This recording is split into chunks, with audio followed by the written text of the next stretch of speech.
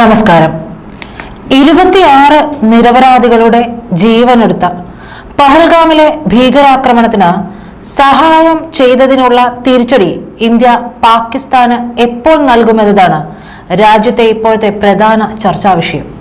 തിരിച്ചടി നൽകുമെന്ന് ഉറപ്പിച്ചുകൊണ്ട് നയതന്ത്ര രംഗത്തടക്കം ഇന്ത്യ കടുത്ത നടപടികൾ സ്വീകരിച്ചു തുടങ്ങിയിട്ടുമുണ്ട്. പഹൽഗാം ആക്രമണത്തിന് ഹമാസിന്റെ സഹായം കിട്ടിയെന്ന സംശയവും ഇപ്പോൾ വരികയാണ്. ഹമാസ് നേതാക്കൾ പാക് രഹസ്യാന്വേഷണ വിഭാഗവുമായി നിരന്തരം സമ്പർക്കം പുലർത്തിയിരുന്നു എന്നതാണ് ഒടുവിൽ വരുന്ന റിപ്പോർട്ടുകൾ. കഴിഞ്ഞ ഒരു വർഷത്തിനിടെ ഹമാസിന്റെ മുതിർന്ന നേതാക്കൾ പാകിസ്ഥാനിൽ പലതവണ സന്ദർശനം നടത്തിയെന്നതിന് വ്യക്തമായ തെളിവുകൾ ഇന്റലിജൻസിന് ലഭിച്ചിട്ടുണ്ട്. ഹമാസ് സംഘം അടുത്തിടെ ബഹവൽപൂരിലെ ജെയ്ഷെ മുഹമ്മദിന്റെ ആസ്ഥാനവും സന്ദർശിച്ചിരുന്നു. ഇതിനൊപ്പം അതിർത്തിയിലെ തന്ത്രപ്രധാന പാക് സൈനിക കേന്ദ്രങ്ങളും ഹമാസ് നേതാക്കൾ സന്ദർശിച്ചുവെന്നാണ് ഇന്റലിജൻസ് ഏജൻസികൾ പറയുന്നത്. ഇക്കാര്യം വ്യക്തമാക്കുന്ന ശക്തമായ തെളിവുകൾ ലഭിച്ചാലേ വിഷയം അന്താരാഷ്ട്ര തലത്തിൽ ഉയർത്തിക്കൊണ്ടുവരാൻ ഇന്ത്യക്ക് കഴിയൂ. പഹൽഗാമിൽ കഴിഞ്ഞ ദിവസം നടന്ന ആക്രമണം ഹമാസ് ഒക്ടോബർ 7-ന് ഇസ്രായേലിൽ നടത്തിയ ആക്രമണത്തിന് സമാനമാണെന്ന് മുൻ പെന്റഗൺ ഉദ്യോഗസ്ഥൻ മൈക്കൽ റൂബിൻ പറയുന്നു. ഒരു പ്രത്യേക മതവിഭാഗത്തെ മാത്രം തിരഞ്ഞുപിടിച്ച് ആക്രമിക്കുന്ന രീതിയായിരുന്നു ഹമാസ് സ്വീകരിച്ചത്.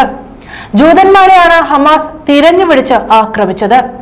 പഹൽഗാമിലെ ആക്രമണത്തിൽ ജീവൻ നഷ്ടമായതിൽ ഒരാൾ ഒഴികെ മറ്റെല്ലാവരും ഹിന്ദുക്കൾ.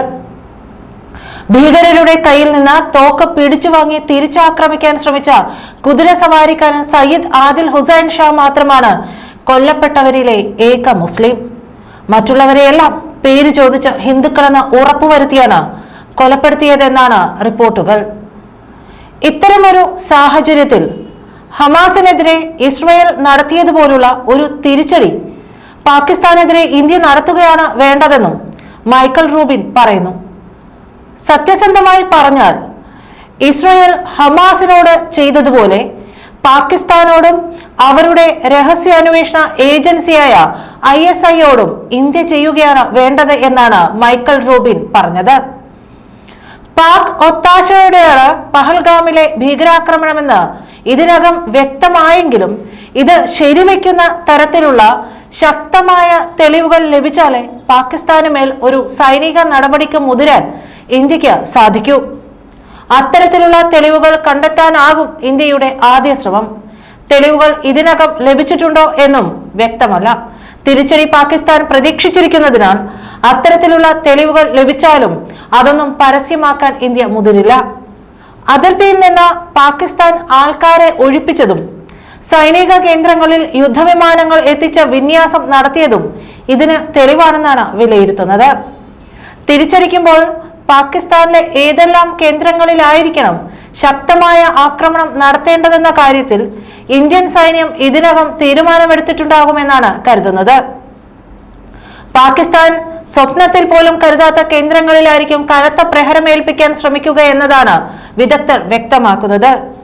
അതിർത്തി കടന്നുള്ള കാലാൾ നീക്കം ഉണ്ടാവാൻ ഇടയില്ല എന്നും അവർ സൂചിപ്പിക്കുന്നു. പഹൽഗാം ആക്രമണത്തിന് പിന്നാലെ ഇന്ത്യയുടെ ശക്തമായ പ്രതികരണം ഉയർന്നപ്പോൾ തന്നെ അതിർത്തിയിൽ കുഴിബോംബുകൾ ഉൾപ്പെടെയുള്ള ചതിക്കുഴികൾ പാകിസ്ഥാൻ ഒരുക്കിയിരിക്കും. അതുകൊണ്ട് തന്നെ കരവഴിയുള്ള ആക്രമണം ഉണ്ടാകില്ല എന്ന് ഉറപ്പാണ് എന്നാണ് അവർ പറയുന്നത്. നന്ദി.